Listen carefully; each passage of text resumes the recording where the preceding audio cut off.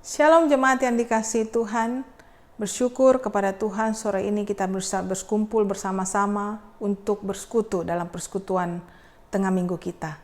Sebelum kita bersama-sama memulai akan persekutuan ini, saya ajak kita untuk berdoa.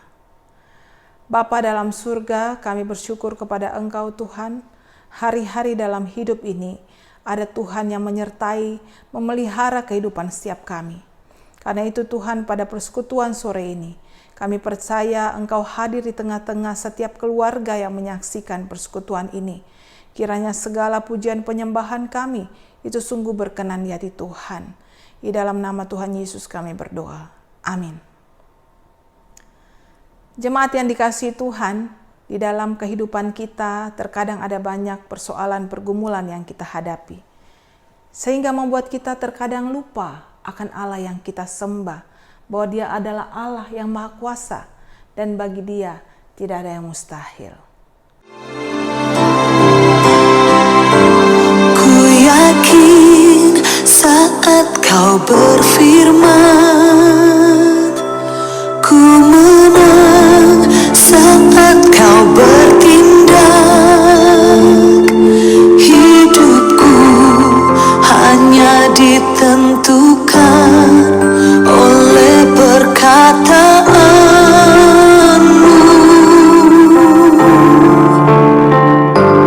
Ku aman karena Kau menjaga. Ku kuat karena Kau menopang. Hidupku hanya ditentukan oleh kuasa-Mu. Bagi Tuhan tak ada yang mustahil.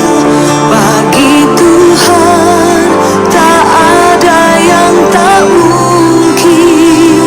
Mujizatnya disediakan bagiku.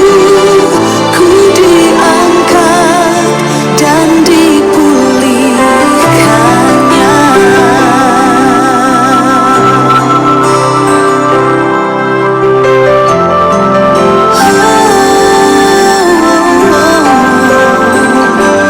Ku yakin saat Kau berfirman, ku menang saat Kau bertindak.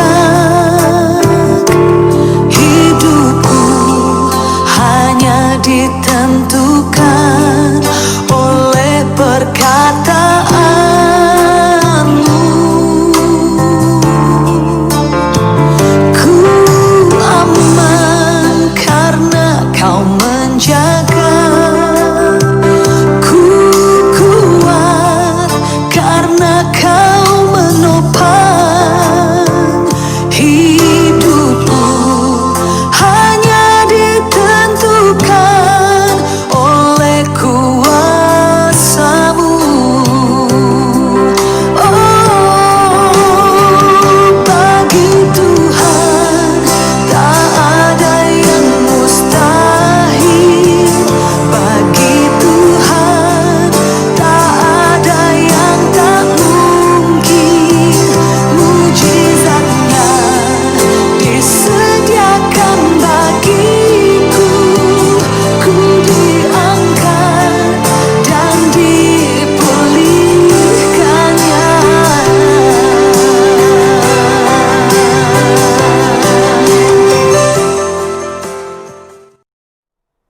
Saudara, tiba saatnya kita akan mendengarkan firman Tuhan. Sore hari ini akan dibawakan oleh Bapak Thomas Kristiawan.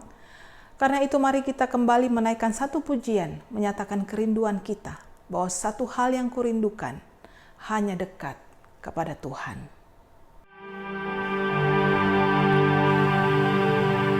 Satu hal yang ku rindu, berdiam di dalam rumah-Mu. Satu hal yang ku pinta, menikmati bait-Mu Tuhan. Satu hal yang ku rindu, berdiam di dalam rumah-Mu. Satu hal yang ku pinta, menikmati bait-Mu Tuhan. Lebih baik satu hari di pelataran-Mu daripada 1000 hari di tempat lain. Memuji-Mu, menyembah-Mu, Kau Allah yang hidup, dan menikmati semua kemurahan-Mu.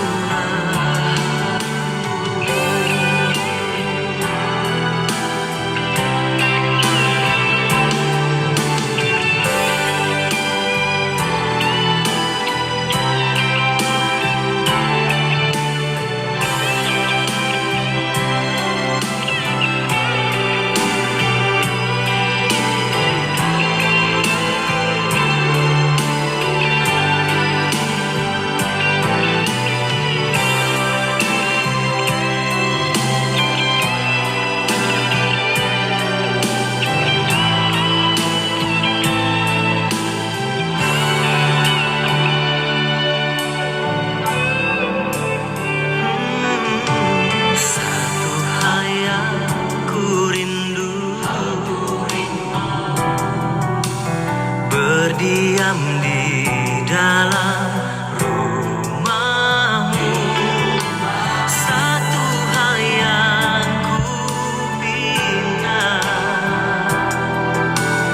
menikmati bait-Mu Tuhan. Lebih baik satu hari di pelataran-Mu daripada 1000 hari di tempat lain.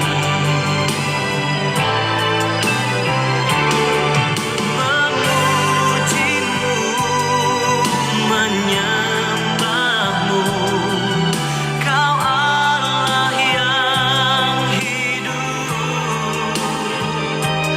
dan menikmati semua kemurahan-Mu.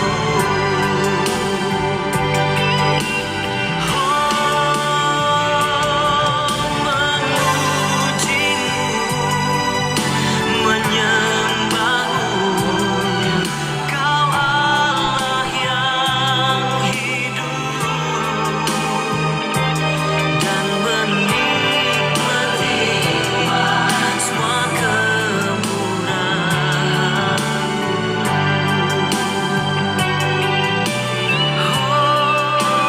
Dan menikmati semua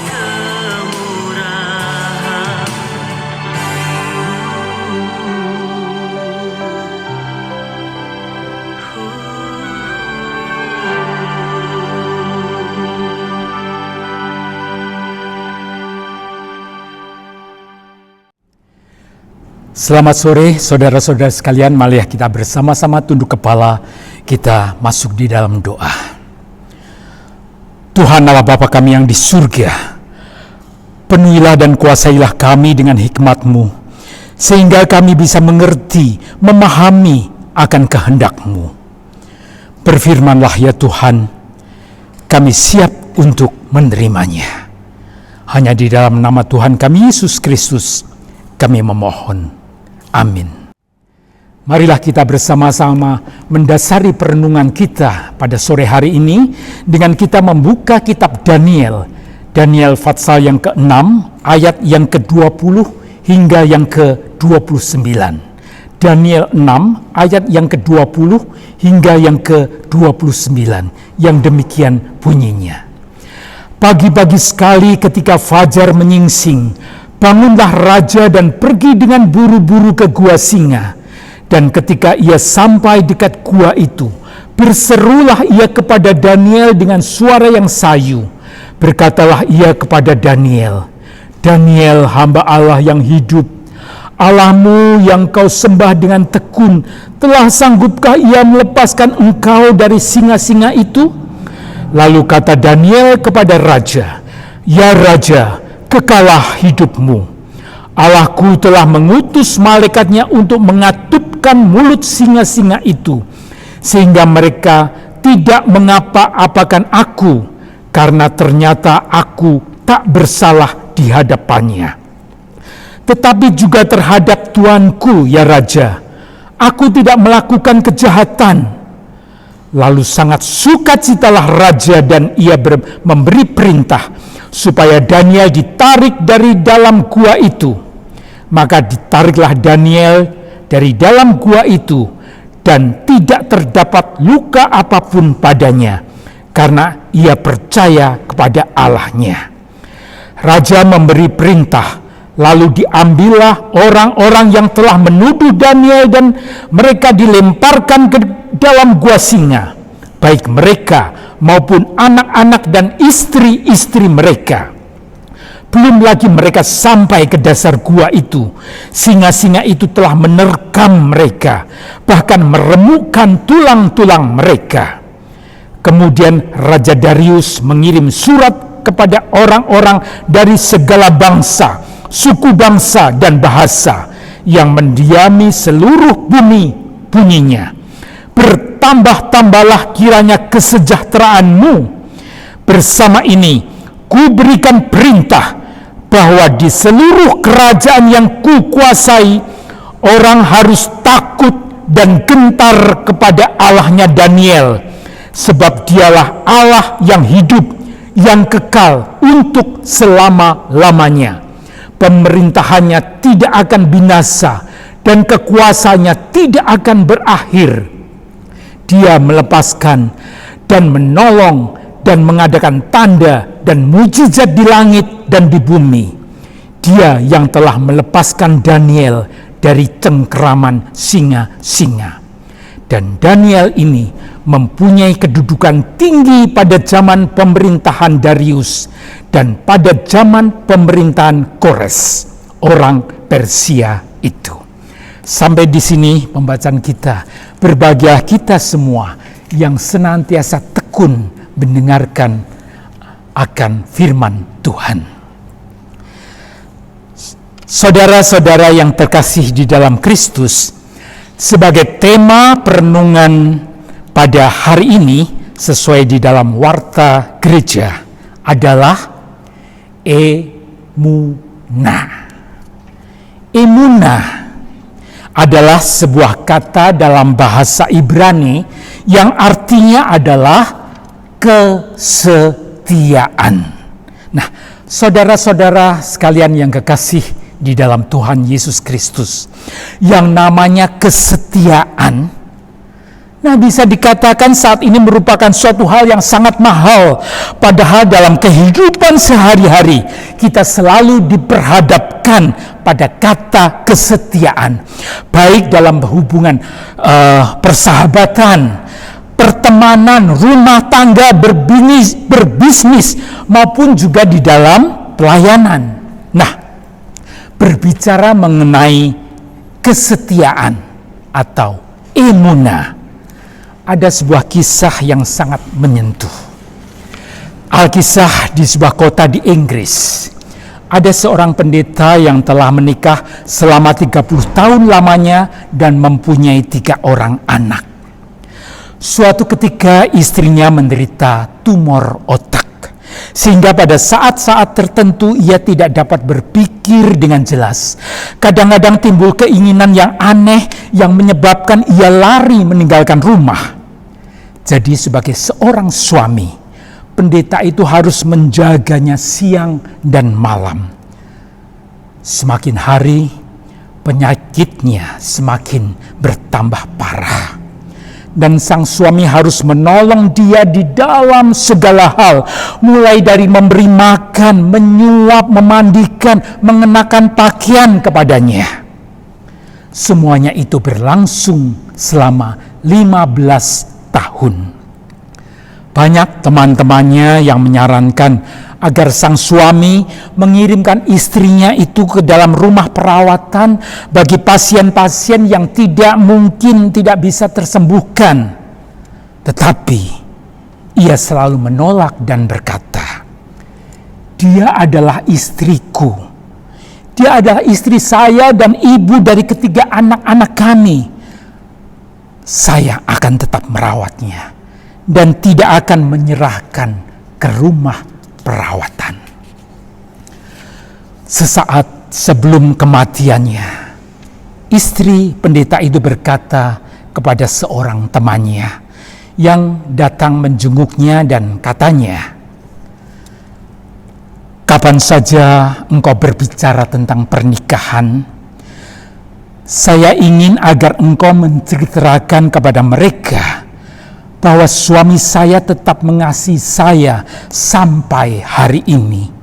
Ia tetap setia, sama seperti ia mengasihi saya pada waktu kami mengikat janji di hadapan Tuhan." Saudara-saudara yang kekasih di dalam Tuhan Yesus Kristus, apabila kita diperhadapkan pada keadaan seperti pendeta itu, entah itu orang tua kita, istri kita, suami kita, bahkan anak-anak kita, apa yang akan kita lakukan? Apakah kita akan tetap setia untuk melayani seseorang yang sakit itu?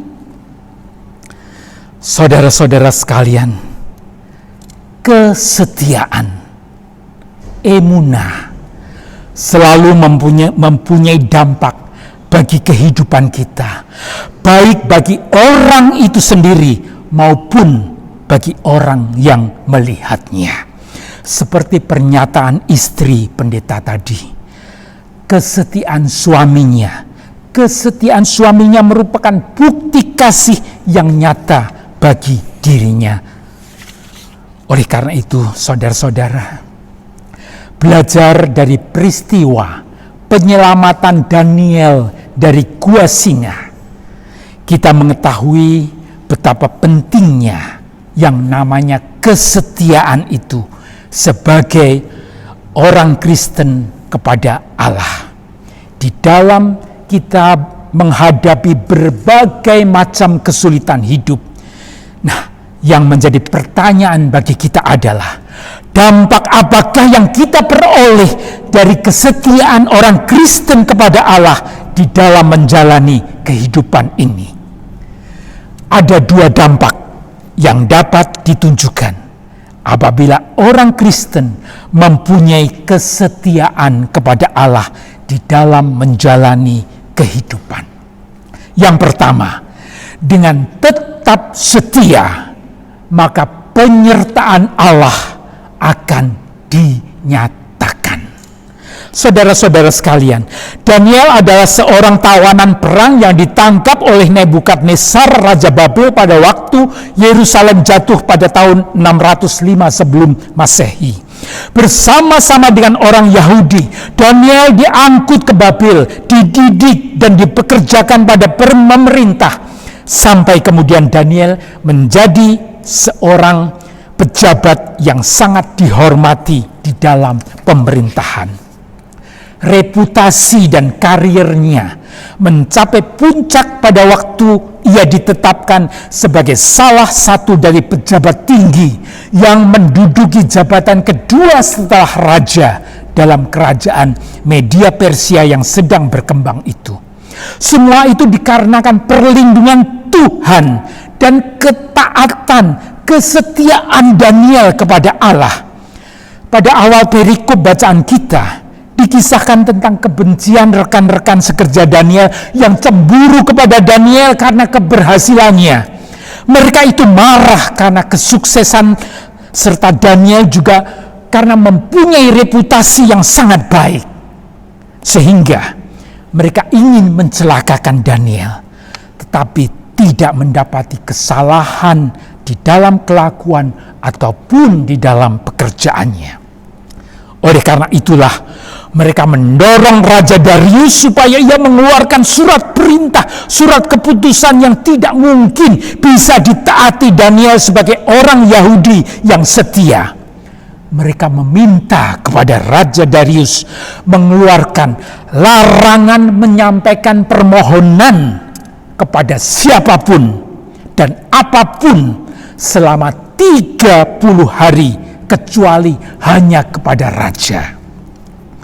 Karena ketaatan Daniel yang tetap setia melakukan ibadah, berdoa, serta memuji Allah sebagaimana kebiasaan yang dilakukannya, akhirnya Daniel ditangkap dan didakwa melawan perintah, melawan pemerintah, melawan perintah yang telah dikeluarkan raja, sehingga Daniel yang setia harus dimasukkan ke dalam gua singa.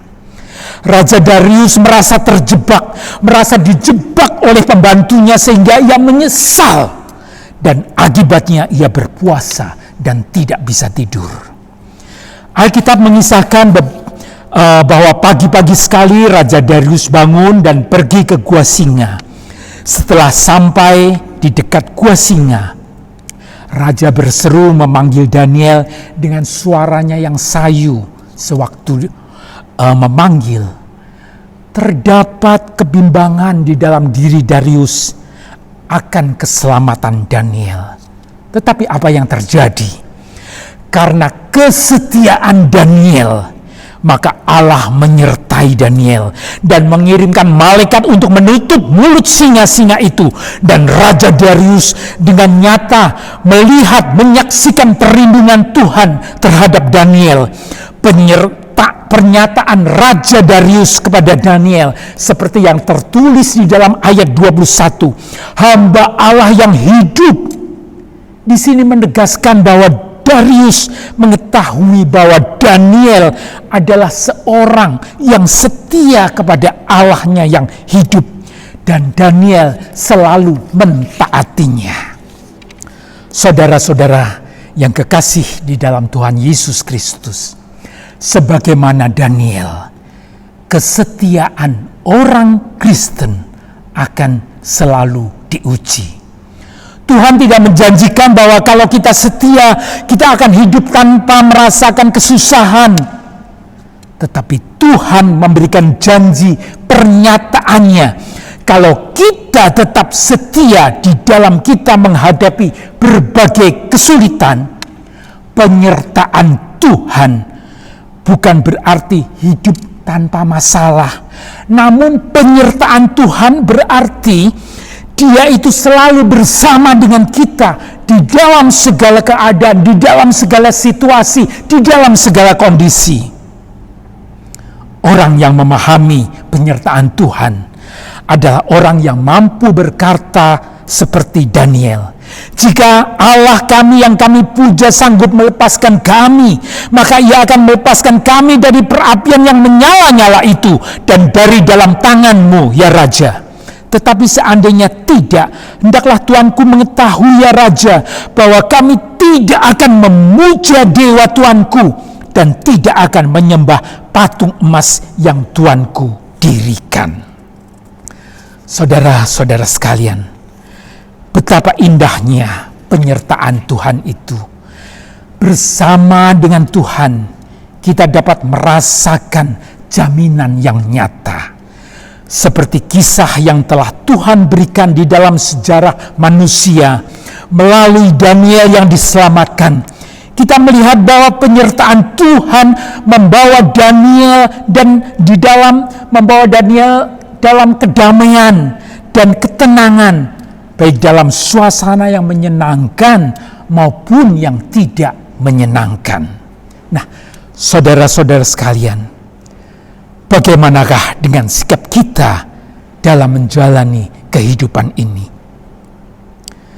Dalam situasi ekonomi yang sulit ini, tetapkah kita akan berlaku jujur di dalam melakukan usaha kita dalam keadaan kesulitan ekonomi karena adanya pandemi COVID-19 ini, dalam keadaan menderita karena sakit, atau dalam keadaan tubuh kita yang semakin melemah?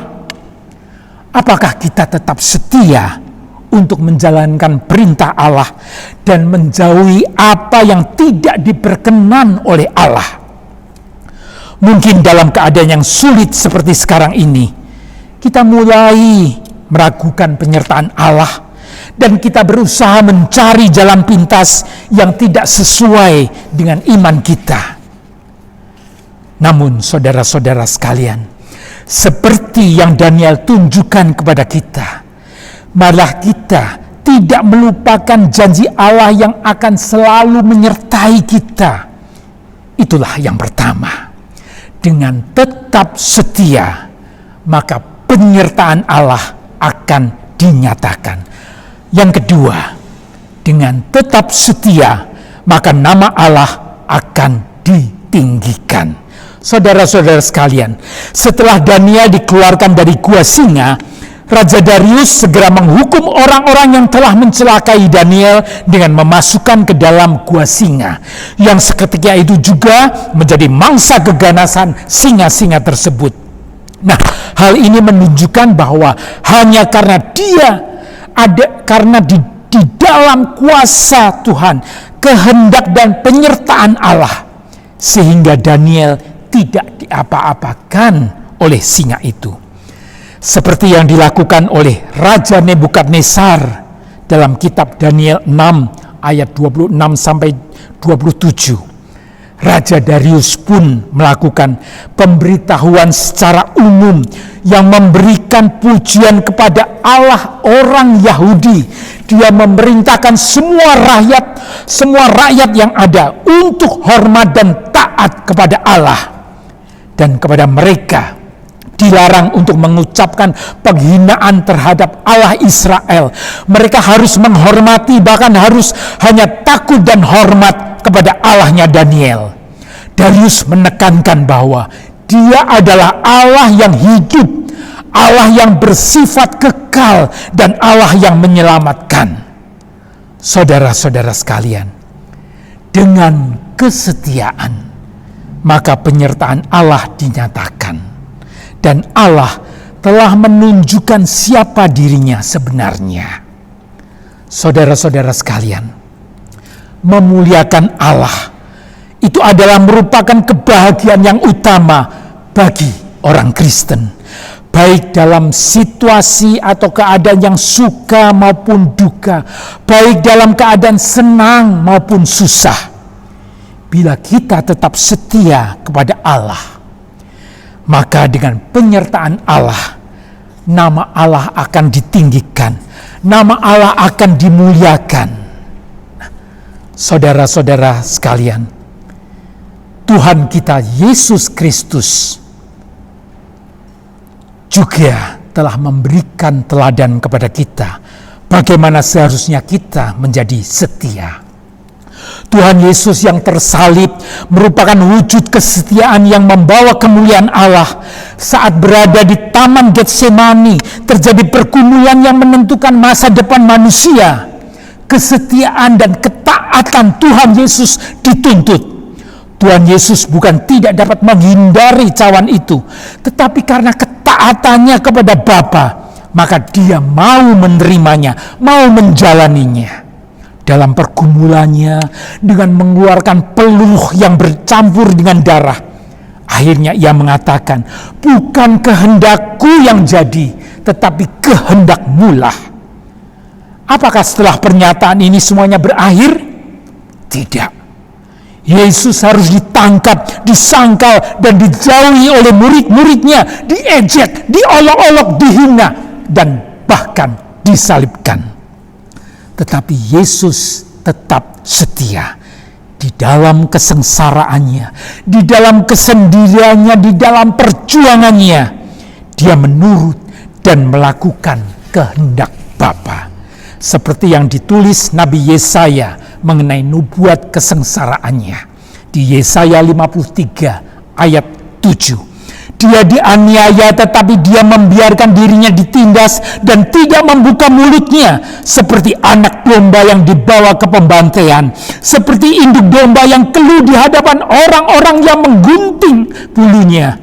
Ia tidak membuka mulutnya. Saudara, di dalam kesengsaraan itulah nyatalah suatu pernyataan yang indah, suatu pengakuan yang dikatakan dengan penuh kesadaran oleh kepala pasukan.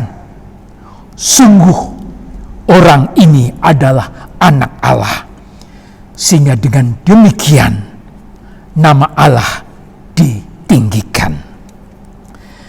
Saudara-saudara sekalian, sudahkah kita tetap setia kepada Allah di dalam kehidupan kita? Apakah di dalam diri kita sudah menunjukkan bahwa kita sebagai orang Kristen, baik di dalam perbuatan kita, di dalam segala tingkah laku kita, di dalam segala tutur kata kita, sehingga nama Allah ditinggikan? Kesetiaan kita bukanlah apa-apa kalau dibandingkan dengan kesetiaan yang telah ditunjukkan Allah bagi kita melalui pengorbanan Yesus Kristus yang telah memberikan teladan kesetiaan kepada kita. Nah, oleh karena itu, sebagai anak-anak Allah, seyogyanya apa yang kita lakukan, apa yang kita perbuat adalah menunjukkan siapa Allah kita. Karena bila Allah melihat kita sebagai hamba yang setia, maka orang yang berada di sekeliling kita pun juga akan melihat siapa Tuhan yang kita sembah. Dengan emunah, dengan kesetiaan kita kepada Allah, maka kita akan selalu mendapat penyertaannya dan nama Allah akan ditinggikan. Tuhan memberkati kita semua. Amin. Marilah kita bersama-sama tunduk kepala kita, masuk di dalam doa. Kami bersyukur dan berterima kasih Tuhan, karena kami bisa mendengarkan akan firman-Mu yang mengingatkan kepada kami tentang kesetiaan. Ampunilah kami Tuhan, karena kehidupan kami seringkali tidak memancarkan akan kesetiaan kami, baik kepada keluarga kami, sesama kami, dan bahkan kepada Tuhan. Ajarlah kami untuk setia, karena dengan kesetiaan kami kepada Tuhan, maka penyertaan Tuhan akan nyata dalam kehidupan kami, dan dengan kesetiaan kami, maka nama Tuhan akan dipermuliakan. Kami menyerahkan kehidupan kami, keluarga kami, gereja kami, bangsa dan negara kami, hanya ke dalam kasih dan anugerah-Mu. Di dalam nama Tuhan Yesus Kristus yang selalu setia, kami memanjatkan doa ini. Amin.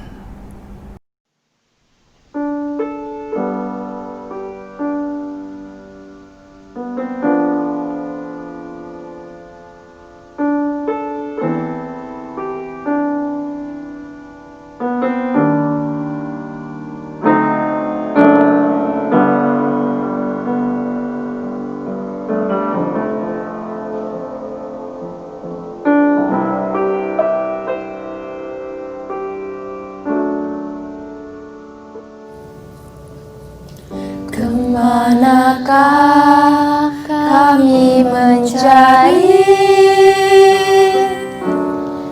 kasih sejati. Kemanakah kami berseru saat badai datang meneru? Yang kami tahu hanya Kau yang mampu pulihkan segala sesuatu. Kemanakah kami mencari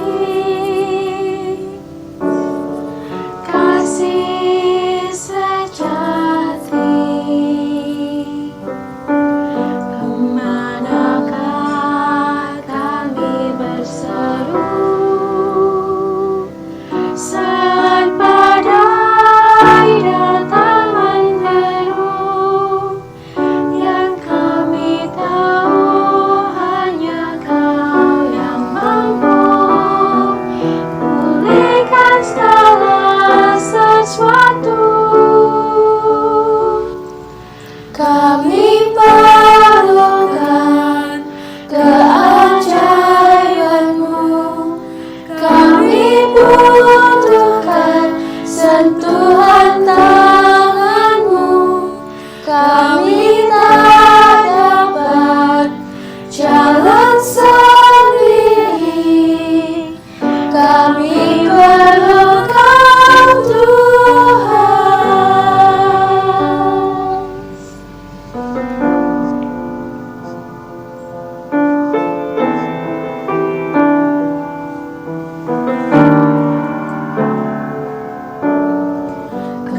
Kemanakah kami mencari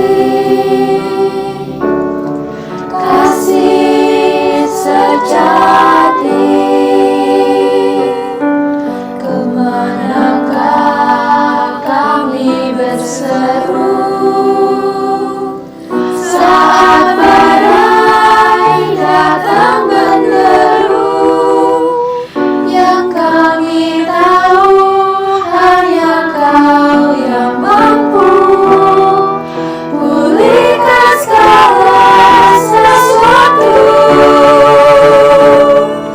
Kami perlukan keajaiban-Mu, kami butuhkan sentuhan tangan-Mu. Kami tak dapat jalan sendiri, kami perlu Kau Tuhan. Kami perlukan keajaiban-Mu, kami butuhkan sentuhan tangan-Mu. Kami tak dapat jalan sendiri, kami perlu Kau Tuhan. Kami perlu Kau Tuhan.